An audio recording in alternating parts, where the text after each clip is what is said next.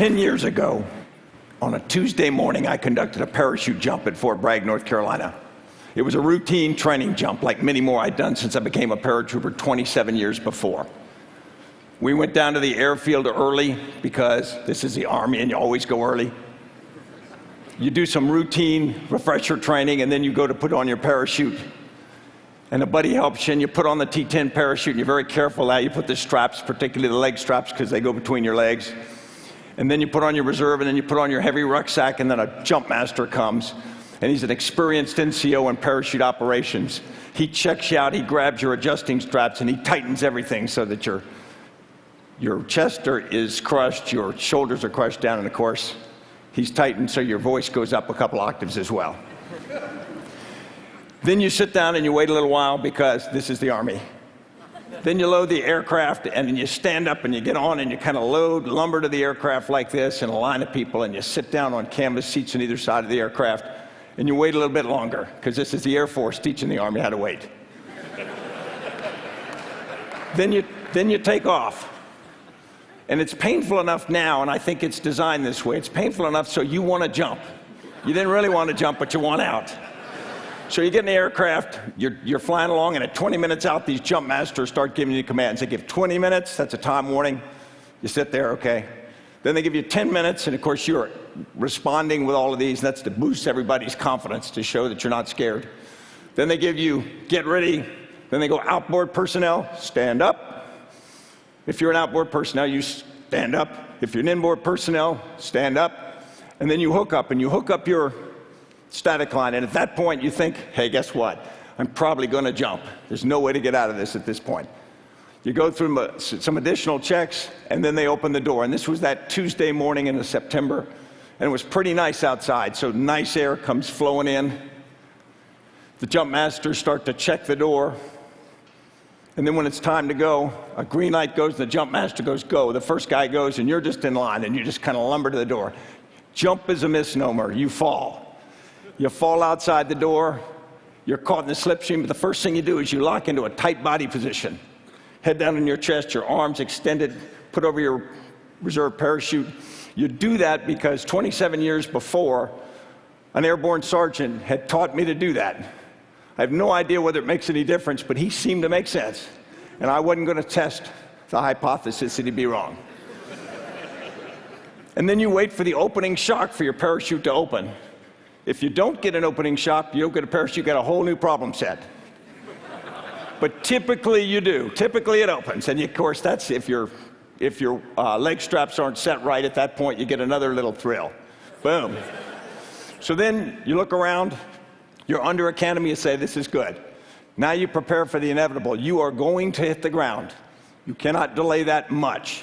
And you really can't decide where you hit very much because they pretend you can steer, but you're being delivered. So you look around where you're going to land, you try to make yourself ready, and then as you get close, you lower your rucksack below you on a lowering line so that it's not on you when you land, and you prepare to do a parachute landing fall. Now, the Army teaches you to do 5 points of performance. The toes of your feet, your calves, your thighs, your buttocks, and your push-up muscle. And it's this elegant little land, twist, and roll, and that's not going to hurt. In 30-some years of jumping, I never did one. I always landed like a watermelon out of a third-floor window. And as soon as I hit, the first thing I did is I'd see if I'd broken anything I needed. I'd shake my head, and I'd ask myself the eternal question, why didn't I go into banking? And I'd look around, and then I'd see another paratrooper, a young guy or a girl, and they'd have pulled out their M4 carbine, and they'd be picking up their equipment. They'd be doing everything that we had taught them. And I realized that if they had to go into combat, they would do what we had taught them, and they would follow leaders. And I realized that if they came out of combat, it would be because we led them well. And I was hooked again on the importance of what I did. So now I do that Tuesday morning jump, but it's not any jump. That was September 11th, 2001. And when we took off from the airfield, America was at peace. When we landed on the drop zone, everything had changed. And what we thought about the possibility of those young soldiers going into combat as being theoretical was now very, very real. And leadership seemed important. But things had changed. I was a 46-year-old brigadier general. I'd been successful, but things changed so much that I was going to have to make some significant changes, and on that morning I didn't know it. I was raised with traditional stories of leadership, Robert E. Lee, John Buford at Gettysburg. And I also was raised with personal examples of leadership. This was my father in Vietnam. And I was raised to believe that soldiers were strong and wise and brave and faithful. They didn't lie, cheat, steal, or abandon their comrades. And I still believe real leaders are like that. But in my first 25 years of career, I had a bunch of different experiences. One of my first battalion commanders, I worked in his battalion for 18 months, and the only conversation he ever had with Lieutenant McChrystal was at mile 18 of a 25-mile road march, and he chewed my ass for about 40 seconds. And I'm not sure that was real interaction. But then a couple years later, when I was a company commander, I went out to the National Training Center, and we did an operation, and my company did a dawn attack. You know, the classic dawn attack. You prepare all night, move to the line of departure, and I had an armored organization at that point. We move forward, and we get wiped out. I mean, wiped out immediately. The enemy didn't break a sweat doing it. And after the battle, they bring this mobile theater, and they do what they call an after-action review to teach you what you've done wrong, sort of leadership by humiliation. They put a big screen up, and they take you through everything, and then you didn't do this, and you did do this, etc. I walked out feeling as low as a snake's belly in a wagon rut. And I saw my battalion commander because I had let him down. And I went up to apologize to him, and he said, "Stanley, I thought you did great." And in one sentence, he lifted me, put me back on my feet, and taught me that leaders can let you fail and yet not let you be a failure. When 9/11 came, 46-year-old Brigadier General McChrystal sees a whole new world. First, the things that are obvious that you're familiar with. The environment changed, the speed, the scrutiny, the sensitivity of everything now is so fast, sometimes it evolves faster than people have time to really reflect on it. But everything we do is in a different context. More importantly, the force that I led was spread over more than 20 countries. And instead of being able to get all the key leaders for a decision together in a single room and look them in the eye and build their confidence and get trust from them, I'm now leading a force that's dispersed. And I've got to use other techniques. I've got to use video teleconferences. I've got to use chat. I've got to use email. I've got to use phone calls. I've got to use everything I can, not just for communication, but for leadership. A 22-year-old individual operating alone, thousands of miles from me, has got to communicate to me with confidence. I have to have trust in them and vice versa, and I also have to build their faith. And that's a new kind of leadership for me. We had one operation where we had to coordinate it from multiple locations. An emerging opportunity came, didn't have time to get everybody together. So we had to get complex intelligence together. We had to line up the ability to act. It was sensitive. We had to go up the chain of command, convince them that this was the right thing to do, and do all of this on electronic medium. We failed. The mission didn't work. And so now what we had to do is I had to do reach out to try to rebuild the trust of that force, rebuild their confidence, me in them and them in me, and our seniors in us as a force, all without the ability to put a hand on a shoulder. Entirely new requirement. Also, the people had changed. You probably think that the force that I led was all steely-eyed commandos with big knuckled fists carrying exotic weapons. In reality, much of the force I led looked exactly like you. It was men, women, young, old, not just from military, from different organizations, many of them detailed to us just on a handshake. And so instead of giving orders, you're now building consensus and you're building a sense of shared purpose. Probably the biggest change was understanding that the generational difference, the ages had changed so much. I went down to be with a Ranger platoon on an operation in Afghanistan. And on that operation, a sergeant in the platoon had lost about half his arm throwing a Taliban hand grenade back at the enemy after it had landed in his fire team.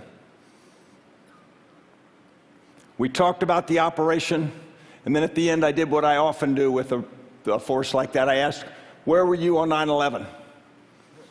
And one young Ranger in the back, his hair's tousled and his face is red and windblown from being in combat in the cold Afghan wind. He says, sir, I was in the 6th grade.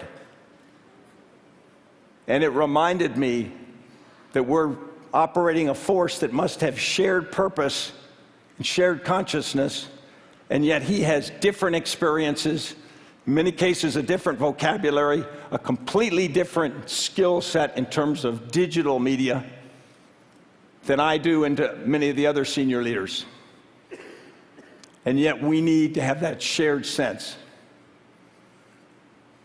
It also produced something which I call an inversion of expertise, because we had so many changes at the lower levels in technology and tactics and whatnot, that suddenly the things that we grew up doing wasn't what the force was doing anymore.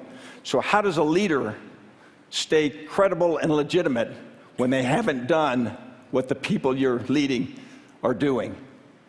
And it's a brand new leadership challenge, and it forced me to become a lot more transparent, a lot more willing to listen, a lot more willing to be reverse mentored from lower. And yet, you're not all in one room. Then another thing, there's an effect on you and on your leaders. There's an impact. It's cumulative. You don't reset or recharge your battery every time. I stood in front of a screen one night in Iraq with one of my senior officers, and we watched a firefight from one of our forces. And I remembered his son was in our force. And I said, John, where's your son? And how is he? And he said, sir, he's fine. Thanks for asking. I said, where is he now? And he pointed at the screen. He says, he's in that firefight. Think about watching your brother, father, daughter, son, wife in a firefight in real time, and you can't do anything about it. Think about knowing that over time. And it's a new cumulative pressure on leaders, and you have to watch and take care of each other. I probably learned the most about relationships. I learned that they are the sinew which hold the force together. Every morning, I grew up much of my career in the Ranger Regiment, and every morning in the Ranger Regiment, every Ranger, and there are more than 2,000 of them, says a 6-stanza Ranger creed. And you may know one line of it. It says, I'll never leave a fallen comrade to fall into the hands of the enemy. And it's not a mindless mantra, and it's not a poem. It's a promise. Every Ranger promises every other Ranger, no matter what happens, no matter what it costs me, if you need me, I'm coming. And every Ranger gets that same promise from every other Ranger. Think about it, it's extraordinarily powerful. It's probably more powerful than marriage vows. And they've lived up to it, which gives it special power. And so the organizational relationship that bonds them is just amazing. And I learned personal relationships were more important than ever. We were in a difficult operation in Afghanistan in 2007, and an old friend of mine that I had spent many years, various points in my career with, godfather to one of their kids, he sent me a note just in an envelope that had a quote from Sherman to Grant that said, I knew if I ever got in a tight spot that you would come, if alive. And having that kind of relationship for me turned out to be critical at many points in my career, and I learned that you have to give that in this environment because it's tough. That was my journey. I hope it's not over. I came to believe that a leader isn't good because they're right. They're good because they're willing to learn and to trust. This isn't easy stuff. It's not like that electronic abs machine where 15 minutes a month you get washboard abs. And it isn't always fair. You can get knocked down, and it hurts. And it leaves scars. But if you're a leader, the people you've counted on will help you up. And if you're a leader, the people who count on you need you on your feet. Thank you.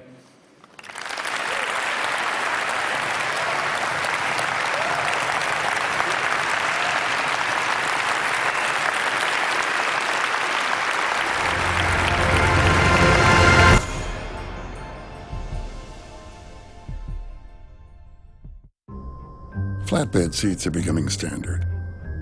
Add bedding from a luxury hotel, and suddenly the standard is not so standard anymore.